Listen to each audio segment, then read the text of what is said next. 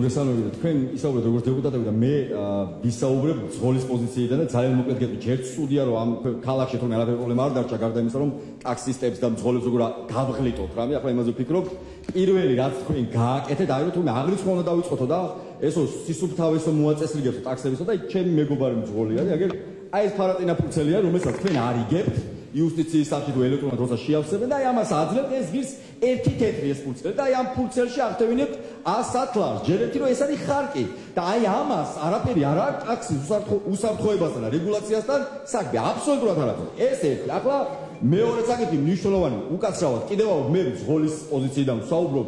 თქვენ არ ვიცი დეპუტატები ისაუბრეთ უფრო მეტი, მე როგორც ძღოლი აი ესე გესაუბრებით უკაცრავად, მაგრამ დღეს თავრობის თომაზე ძირითადად ადამიანებს როცა ძინავთ ხოლმე, ხო, აი ძილში იციან ხოლმე ბოდვა. თუმცა თავრობის თომაზე ბოდვა იყო ახალი რამე და ეს რიგითი მძღოლებისთვის იყო ბოდვა მარტივი რამის გამო. ნახეთ რა ხდება. ესე იგი, რომ ნახეთ რომ ტაქსებს რომ დაავალეთ რომ თეთრად გადაღებეთ ავტომობილებიო და არაფერი აუთხარით, სხვა უნდა გადაიგებოს 2019 ოქტომბერში უნდა იყოს თეთრი ფერის ყველა და ნახეთ რომ 1000-1500 ლარი ჯდება ეხა ამ ტაქსის გადაღება და რა თქმა უნდა ყველა მძღოლი იყო უკმაყოფილო. თქვენ თან საარჩევნო კამპანია გქონდა და მიხვდით რომ ამ სისულელეს გაკეთება უბრალოდ არ შეიძლება. მე უცებ მოიფიქრეს, გამოვიდი და დღეს გვახარეს, რასაც მე ვამბობ რომ ეს არის ფხიზლად ბოდვა.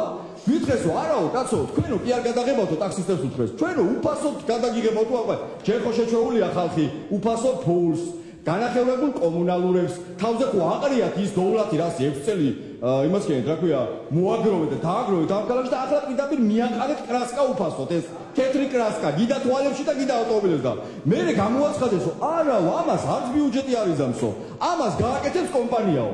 თან იქვე დაამატა მერმა რომ 12000 კაციო დარეგისტრირდაო და ზარდი იქნებაო ესო. ნუ ანუ 20000 ავტომობილებზე ტაქსამდე მაინც გავალთ და საბოლოო ჯამით თქვენ მათემატიკაში რომ არ იცოდე, მაგრამ კალკულატორია 21 საუკუნეში ტელეფონი, ყველა ტელეფონს აქვს კალკულატორი. 20000 ავტომობილი გადაღებას კომპანიამ.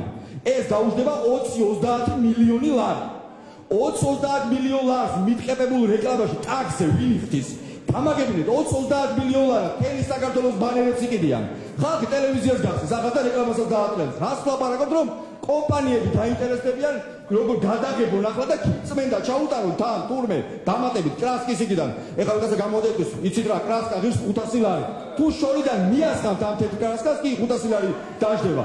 20-30 მილიონის ხარჯი თურმე უნდა გაიგოს კომპანიამ იმისთვის რომ თეთრად და იქ რაღაცა მიტყებებული ექნება რეკლამა ტაქსზე. კომპანია საქართველოს გავარებოთ 20-30 მილიონს. რომ 10 მილიონს იხდის, 10 მილიონად მთელი წლის განმავლობაში ყველა ტელევიზიაში დაატრიალებს რეკლამას და მთელ მეტროს შეისყიდის და თავის ბანერებით.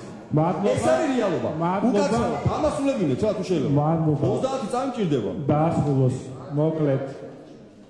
აუცილებლად 70 წამში უნდა თქვა პარკირებასთან დაკავშირებით, რომ დაპირდით რომ პარკირების პრობლემას მოაგვარებდით და იანვრიდან ესეც უძვირდება და დაადასტურეთ რომ იქნება ზონალური პარკირება, რადგან საუბრობდით და არც ერთი საპარკინგი ადგილი არ დაემატება თბილისს, მაგრამ ჰოის საოცრებაო, დაუძვირდება და ორჯერ სამჯერ პარკინგის. გააჩერეთ ავტომობილები სახლში, აღარ იმუშაოთ, სახლში დეპუტატები მოგიტანეს საჭმელს. აი ეს ლოგიკა გაქვთ თქვენი.